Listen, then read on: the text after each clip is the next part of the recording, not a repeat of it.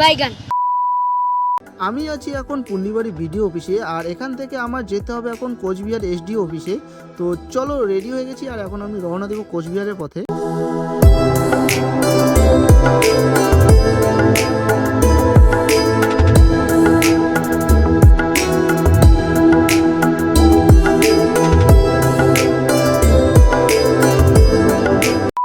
আমি আছি খাকড়াবাড়িতে, আর এটা হচ্ছে কোচবিহারের ওয়েলকাম গেট। আমি খাকড়াবাড়ি থেকে ভরলাম পেট্রোল, তার জন্য এখানে দাঁড়িয়েছি।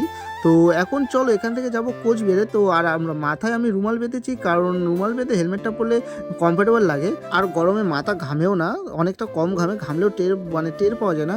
তো চলো বেশি দেরি না করে এখন রওনা দেওয়া যাক এখান থেকে। তো চলো, এখন চলে এসেছি আমি সাগরদিঘির পাড়ে, আর এদিকে হচ্ছে এসডিও অফিস, এটা হচ্ছে এসডিও অফিস, আর আমি অপেক্ষা করছি এনার জন্য, এনার অপেক্ষাতেই ছিলাম। তো চলো এখন অফিসের ভিতরে কাজটা সেরে নেই। তো অফিসের ভিতরে কাজটা সেরে নিয়েছি, আমাদের কাজটা কমপ্লিট, আর এখন কিন্তু আমরা যাব ঘুরতে। তো চলো ঘুরতে যাওয়া যাক। এটা হচ্ছে কোচবিহার দেবী বাড়ি, সাথে আছে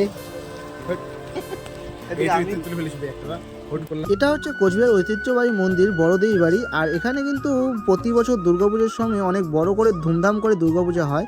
আর তোমরা যারা কোচবিহার আশেপাশে যারা থাকো তোমরা তো জানোই যে কত বড় করে পুজোটা হয়। তো আমরা ওখান থেকে চলে এসেছি এখন সাগরদিঘির পাড়ে। তো এখানে এখন খাবো আমরা আখের রস, যেহেতু অনেক প্রচণ্ড পরিমাণে গরম পড়েছে। তো আখের রস খেয়ে এখন আমরা চলে যাবো বাড়ি।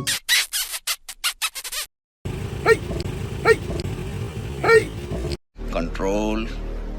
আর এটা হচ্ছে শিব মন্দির, যেটা সাগরদিঘির পাড়ে অবস্থিত, অনেক পুরনো শিব মন্দির। তো এখন দাদাকে বাড়িতে পৌঁছে দিয়ে আমি চলে যাব বাড়ি। আর আমি এখন আছি খাকড়াবাড়িতে, আর আমি যেখানেই যাই সিগনালে আটকা পড়ে যাই। তো চলো আমি বাড়ি যাই, আর তোমরা চ্যানেলকে সাবস্ক্রাইব করো আর ইনস্টাগ্রাম পেজটিকে ফলো করে দাও।